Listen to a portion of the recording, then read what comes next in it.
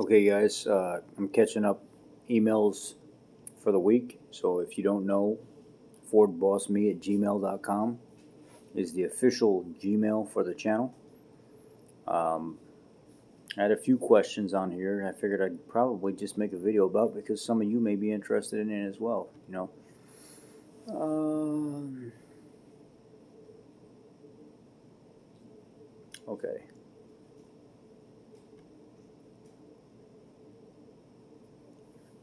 Michael says, "Hi, thanks for all the videos. Just wanted to know if you always use Motorcraft lubricants when working on Fords at your shop.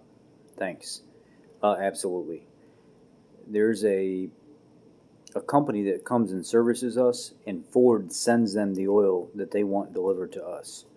And they come and they service our tanks, and they fill it up with the Ford semi-synthetic oil, 5W20, 5W30, and the 10W30 for the diesel engines, and they're marked accordingly. So yes, we do use Ford oil that is specified to be used by Ford, sent by a company that delivers it and fills our vats of oil with that. So that answers that question. Um, Another Michael says, "What's the best year EcoBoost F-150 to get if I was to purchase one? And is 100,000 miles on an EcoBoost worth buying? And how long will an EcoBoost last?" So typically by 100,000 miles, most vehicles people would think are wore out, but that's not the case. Typically, when you find a vehicle that has high miles, one of two things are going to happen. You're going to get lucky and you're going to strike a gold mine, and it's going to be worth every penny that you pay because most of the problems have been fixed already, or it's made it that far and you don't know what the situation is, and anything could happen. Honestly, in my opinion, if I was going to buy an EcoBoost F-150, I would probably buy any EcoBoost F-150 up until,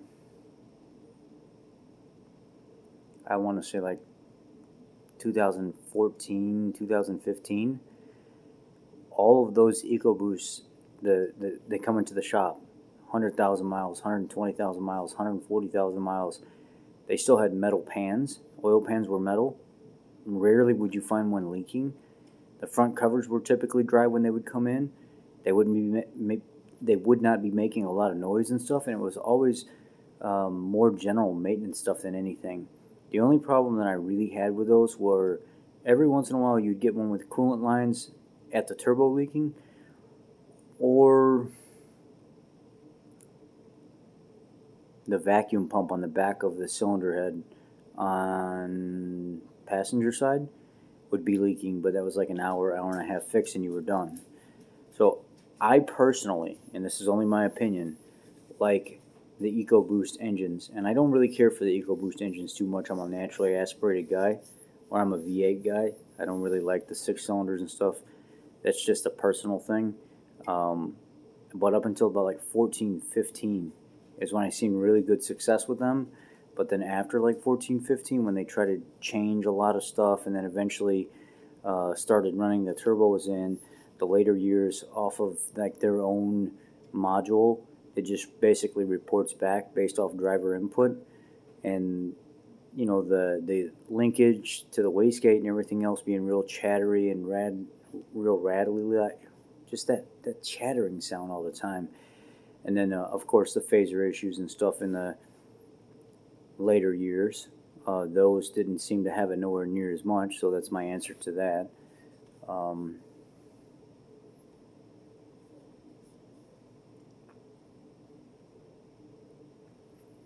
okay.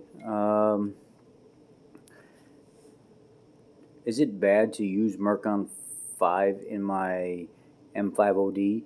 A lot of people like to argue about this, and I really don't know why. Mercon 5 is like, there's been like talk on forums and stuff. If you look, you can look up this information, and there's people that like prey on information. They're just information gurus. And Mercon 5 is supposed to have been back spec'd for any previous trans fluid up until Mercon 5, just like they do with oil. Like the oil needs to meet the expectations of the new motor plus be able to adhere to anything previous. Mercon 5 is pretty much back spec for the previous ATFs before it. I like to use Valvoline Max Life because they really put a lot of technology into that oil, and it pretty much covers almost any transmission fluid out there. If you call up Valvoline and actually talk to them, you'll get a rep, and they'll actually tell you everything Max Life covers, and that does include this as well. Max Life goes into so many different applications. It's unreal. Valvoline Max Life ATF is typically what I recommend people use because it's so versatile, and it's a really, really, really good fluid. I run my vehicle off of it, and my vehicle runs phenomenal. Let's see here. So this guy says,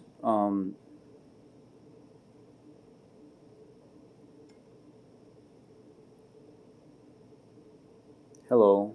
First, I'd like to say you have an awesome channel going. Congratulations, well deserved. I have a 19 GT350. I've changed the oil 3 times so far using the Motorcraft FL2087 and 5W50 oil. I'll admit I'm concerned about the horror stories I've read on the internet regarding this motor. I appreciate your professional opinion regarding it. Thank you. Okay, well, I'll tell you, I have to watch what I say about this particular vehicle, because when I talk about this particular vehicle, I seem to have a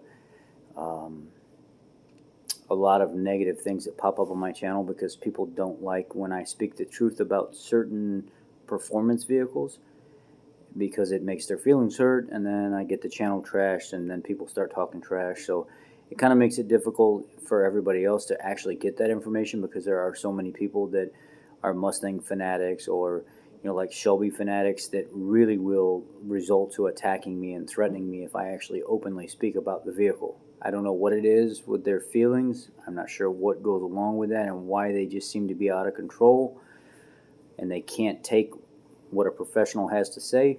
And a lot of these guys that own these cars, you'll notice they almost have like, I don't want to say like a chip on their shoulder, but they almost want to tell you how that vehicle functions and tell you about how.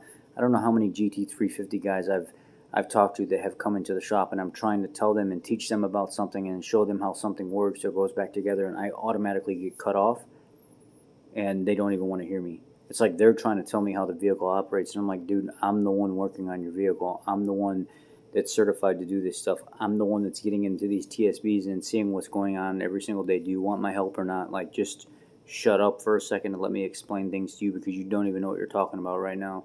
You know your car and what you're experiencing, but what goes on inside that motor, you don't. These motors are sensitive. They're sensitive motors. And unfortunately, a lot of guys beat the living mess out of these things.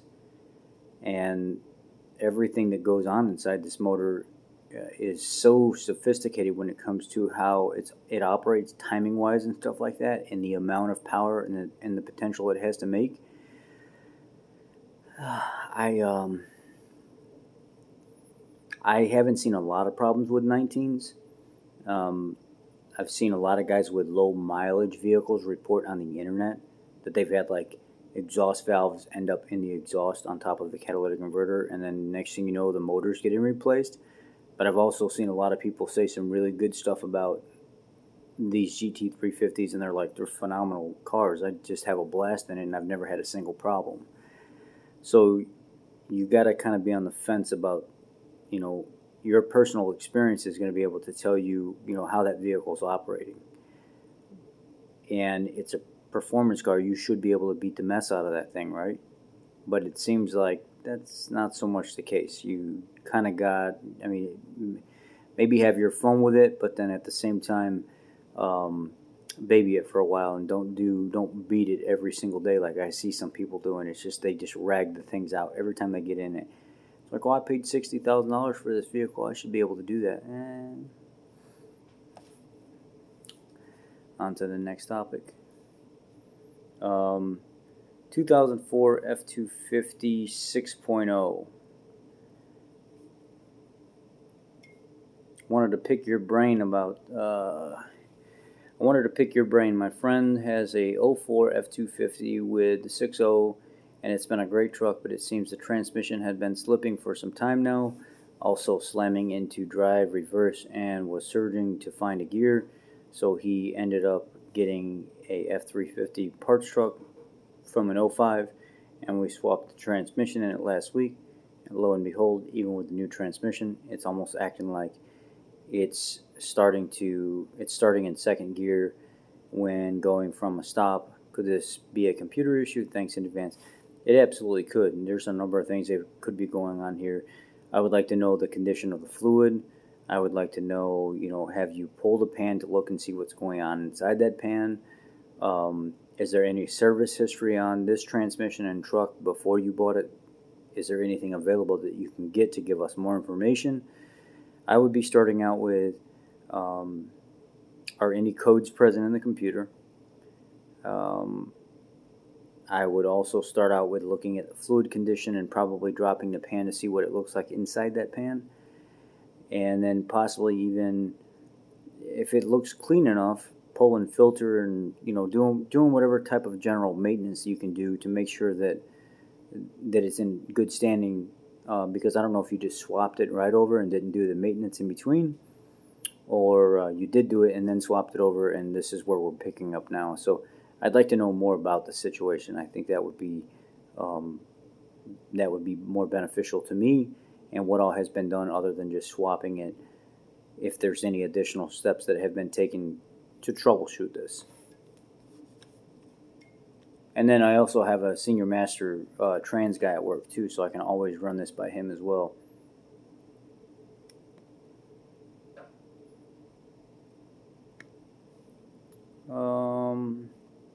This person says, hey, I'm a subscriber to your channel. Love your candor and knowledge. I received a recall from Ford about 14 months ago regarding brake performance. It stated that the dealership needs to do a round of testing on my '08 Fusion 3.0 liter. Very reliable car. I agree. I do as much work as I can myself. It took 6 months to get in to do tests. They determined the HCU unit is bad, and that is the reason I have a very spongy brake pedal. According to the dealership, my vehicle is one of the very few with this failed unit. I also asked if it was safe to drive the vehicle, and they stated Ford said it is. The dealership is very unhelpful in this situation, blaming Ford for the delay on the part, and the reason I can't get a rental car is because I hardly have any brakes. I just replaced them 2 years ago and they are already shot. Sorry for the long-winded question. Is it normal to wait 6 months or longer for a part? Is the dealership hoping I get rid of the car so they don't have to fix it? Have you seen this part fail before? Do you think the vehicle is safe to drive? What should I do to speed up the process? Okay, so first of all, this HCU reprogram, this HCU recall that you have. What ends up happening is the technician brings the vehicle in the shop, parks it in the stall. He hooks the computer up, IDS. He goes into the brake system to actuate the HCU, and it goes through a valve check. It'll go through a series of sequences that says, okay, press the pedal. Okay, press the pedal. Hit the tick mark on the computer. Pedal goes to the floor. When the valve opens, goes to the floor. Okay. Pumping up, pushes your foot back up. That's one test. Okay, same thing again. Check another valve, check another valve, check another valve. If all of those go down and then pump back up and you can feel the pressure into your foot as you're forcing down into it, those valves are working properly, and that's a passed test. But if they don't push back and the motor doesn't create enough pressure inside that unit to push back up against your foot, or whatever inner working test exactly goes on inside there, I'm just speaking layman terms right now, then it's a fail. What ends up happening, if it passes, is the technician will then go get some .4 fluid, and it switches from .3 to .4, and then they will actually get a brand new reservoir cap for their brake fluid, and it will say .4 on the reservoir cap now, and they want that .3 fluid out of there, and then they basically bleed the brakes on a pass and put new fluid and stuff in, put a new cap and stuff on it, That's also a concern too, because of the way it's written out in PTS. They want you to bleed the brakes or something wild like 10 times. But if you have a machine that assists you in pressuring that system, when you bleed the brakes, you can get it done a lot faster than that. Now, as for the HCU failing, I have heard multiple technicians report on the internet, including people that I do know, that have a failed HCU test, and it takes like an act of Congress, which we all know they're not very good anyway, to get an HCU sent to the dealership. I know one guy that is an employee for Ford that the test failed on his personal vehicle 3 times, and they've sent him back to get more information 3 times, saying that he didn't do the test correctly and all this other stuff. And he's disgusted by it because he said, I'm a senior master technician and I can't even get an HCU for my own personal vehicle. So yes, the dealership is probably being 100% honest with you. Ford is doing a very, very bad job getting these units out to people right now. Now, I can't say it's directly Ford. Maybe it has something to do with, quality control, or maybe it has something to do with them making the parts and getting them together. I'm not exactly sure in that situation. But I know that Ford themselves is definitely having issues getting the dealership's HCU, so that part is true, what they told you. Ryan says, I have a question. I'm hoping you can help. My dad has a 2018 Edge with a 2.0 EcoBoost. This is the GDI engine.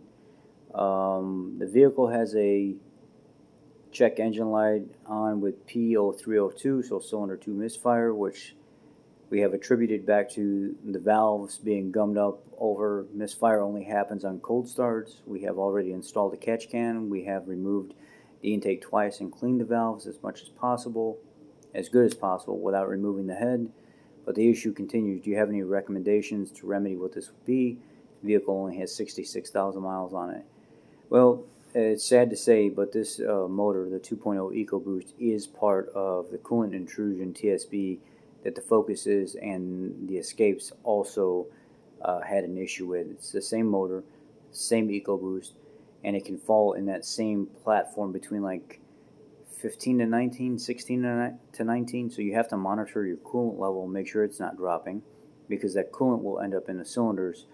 And it typically is when it goes from hot to cold.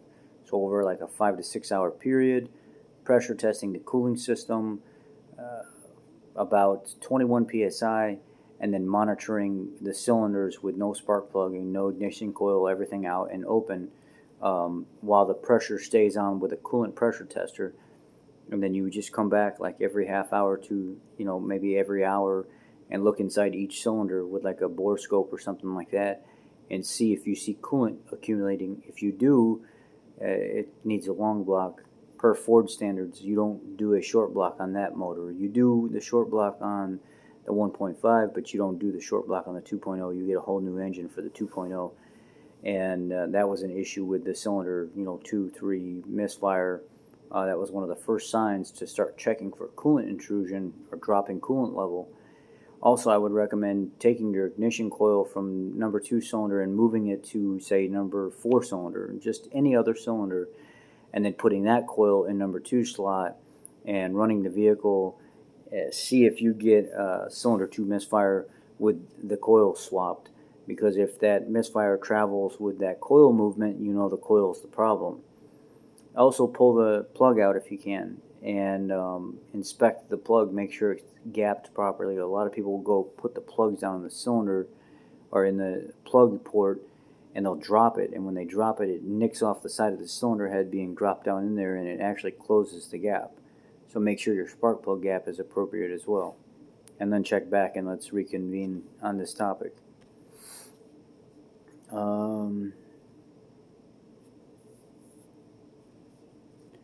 So this is a good one here. Hi Ford Boss Me, love your YouTube channel. This is from John. I have a 16 F-150 crew cab. It does have the panel roof. I'm tracking down water leaks after noticing that the rear headliner was wet. I checked all the roof drains. I pulled the headliner portion down and put a length of string trimmer in each one of the drains, and basically ran water. All seems to be okay.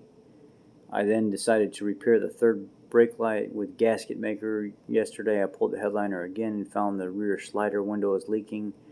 Even the tracks are leaking. I'm trying to decide to replace rear glass with the factory original or just use single rear glass without slider or heater. I live in southern Louisiana, no need for the glass heater here.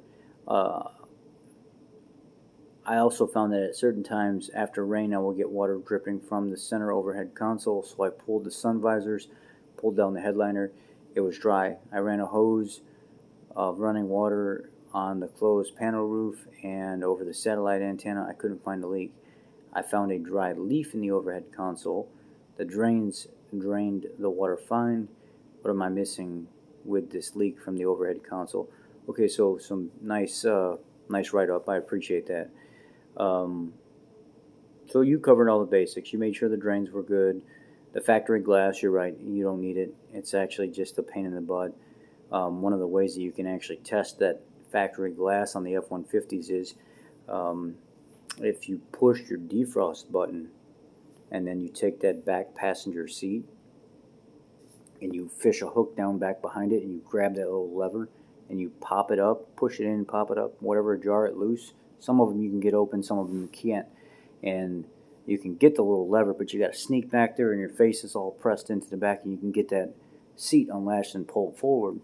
And if you push the defrost button up on the center console and it just flashes for the rear defrost and then it turns off, so you typically have a circuit issue in the harness side or the glass itself. And how you find this out is you go back there, you pull the seat forward. After you pull the seat forward, there's a connector back behind that material that goes up against the back of the cab. You pull it forward, unplug the connector, and on the harness side going to the truck, you just jump it with a paper clip. Go back up there and push that button. If you go back up there and push that button and that light stays lit solid, your circuitry and everything's fine. The back window's junk. It's no good. That's how that works. That's just a quick diag tip for those rear defrost windows on the F-150s. Okay, so here's your issue. And I've found this like probably 9 out of 10 times. On the F-150s, they can be tricky because you'll chase water leaks. Typically on the F-150s, out back, on top of the cab, right at the corners, there's a black trim piece that goes around. It goes, it comes down the cab, and we've had to have glass guys come out and pop that trim piece up as much as possible and then re-silicone that whole entire strip around where the ports and everything snap back into the top of the truck. And that water will travel around the rear glass. It'll get down into the channel. It'll travel across the headliner. It'll be really weird, but they'll end up having to seal under that plastic really, really good and then set the plastic back and then let it sit for 24 hours to cure. That typically takes away the water leak 9 times out of 10. Everybody chases these other ways like yourself here, thinking that you're doing the right thing, and I would do the same thing too if I didn't know any better.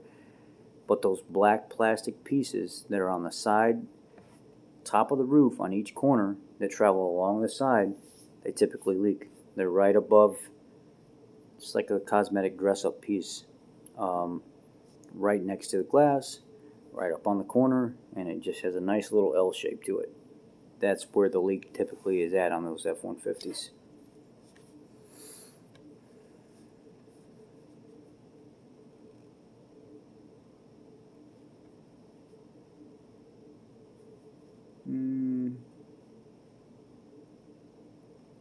Okay, changing belts.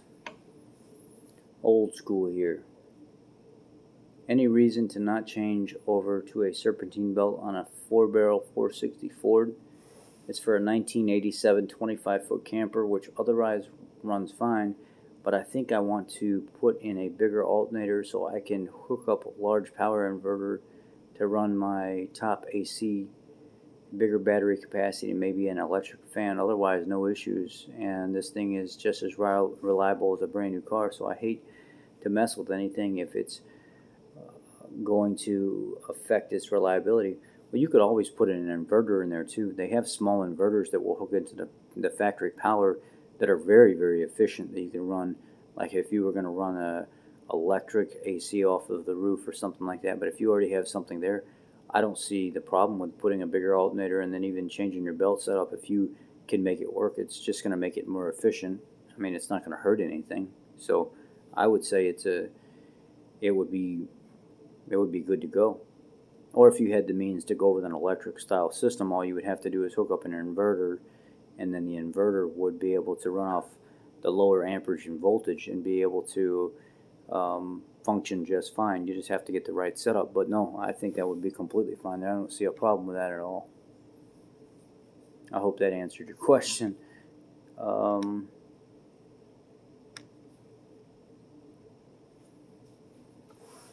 I have a friend that has a 2019 F350 King Ranch. He tows a 16,000-pound trailer, and the thing has that death wobble. Sometimes you hit a bump in the thing, and the steering wheel tries to shake you out of the truck, and it's uncontrollable until you're under 30 miles per hour. Anyhow, he took it in for a few months back and replaced the steering dampener. It's still happening. You have any input on this? Anything else he can do to fix this? Aftermarket parts, etc. Appreciate any advice you give. Thanks, Peter. Yes, don't use the Ford steering dampener. It'll work for a few months, but it's going to be wore right back out again. That's a big truck. The way the geometry of that front end is laid out. What I typically find is when people go to the Fox or the Rough Country steering dampener, Fox is my go-to for that. Is I'll tell people, like, look, I'll do the TSB on your truck and I'll put this dampener in there, but I really recommend going to a heavier duty, better part quality Fox steering stabilizer. It almost never comes back. I would say, like, I've never seen a customer come back after they bring me a Fox steering stabilizer, because typically customers want everything to match anyway. So they'll come in and they'll say, you know what, here's a set of front shocks for it, and here's the Fox steering stabilizer. I want everything to match.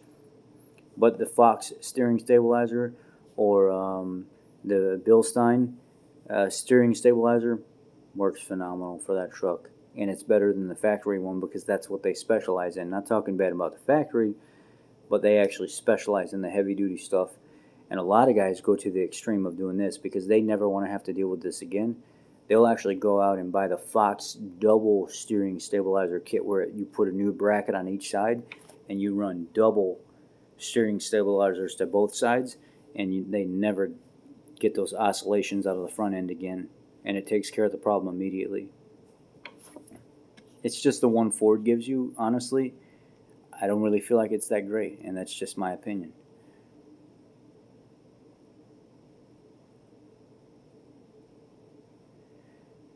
Next time you're doing Cars and Coffee meetup, let me know. Would like to stop out and chat. Here's my phone number. Thank you. I will let you know. Hey, got a question. I have a Sport Track, put a crate engine in, new trans, love the truck. Recently it has been randomly losing power while driving. Doesn't matter if I'm accelerating or cruising, it just loses power. Not dying, but loses power. Sometimes it lasts a second. I give it a little bit more throttle. Any ideas? I was thinking throttle position sensor, TPS. It could be just the throttle body in general. Clean it up, just clean the throttle body up. Actually, clean front and back of that throttle body blade, because that's exactly what I was thinking, somewhere along the lines as you are. It could be a TPS sensor starting to act up, but more along the lines of actually do a throttle body cleaning on that, and I bet you that'll go away. And if not, message me, we reconvene, and then we go back at it again and try to find it.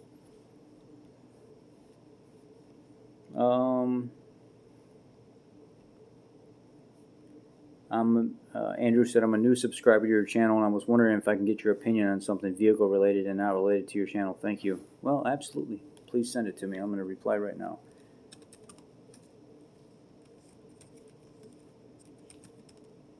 Please send me your questions. Thanks.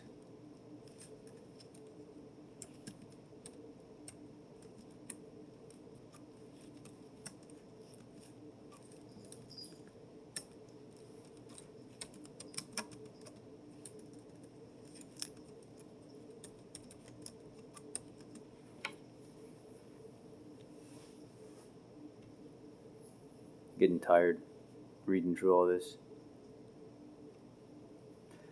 Just curious on your. Oh, Joseph says, just curious on your thoughts about cloth air filters, the non-oiled kind that sit inside the earbox versus paper filters. What's your experience with them? Thank you and congrats on your brand channel growing so fast. Um, I don't have a lot of experience with the aftermarket stuff. I like Wix. I think Wix makes some of the best filters on the market. Um, but I typically try to run a factory filter. Even when I was out here with the programmer and we were messing around with my Lincoln Town Car, he was like, unless you're going to actually run a full-blown, true performance setup to where the computer has to be programmed like a cold air intake that's at like a high-dollar one, it's not even worth going and trying to reinvent the wheel on any of this stuff. Just put the factory filter back in it, and you're going to be better off that way than any other way. I don't know very much about the cloth filter versus the standard paper filter, so I'm always going to result back to the answer unless it's actually a performance setup, just like this tuner set, and your vehicle has to be tuned for it, and that's what you're after. I just go back to the factory filters. That's what I use in my car. Just put a factory filter in it. Okay, Matt, how are you? Been contemplating on writing this email to you, but I'm hoping you may be able to help me with this issue on my truck. 2011 Raptor Super Crew with a moonroof. Over the years, I've had issues with it leaking on the passenger side near the vanity mirror and also the passenger grab handle. Most of the time, they found the drain holes plugged probably 3 to 4 years ago. I brought it in for the moonroof leaking. Supposedly, they had found the track was bent or something to that extent, so they had to order a whole new track or mount and seal for it. It was fine for about 2 years before it started leaking again. Once again, drain holes plugged. Racelink was experiencing it leaking again. I took it to the same Ford dealer that has done all my service and bought from on the truck and bought from them. Was leaking from passenger side front near vanity mirror and passenger grab handle, so they were not able to replicate or get it to leak.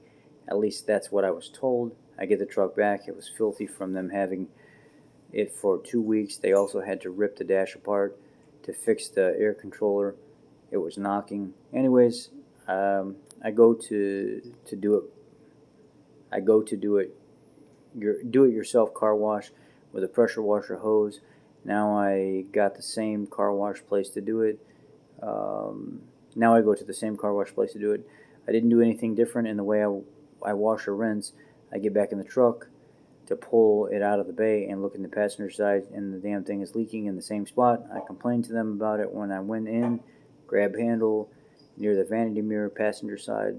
I decided to stop by and show the service writer. He took note of it, and the following week I went to just rinse it off, and it did it to me again. We just had a good rain here in upstate New York, and I noticed the same area headliner was damp near the passenger side. Now I washed my truck today and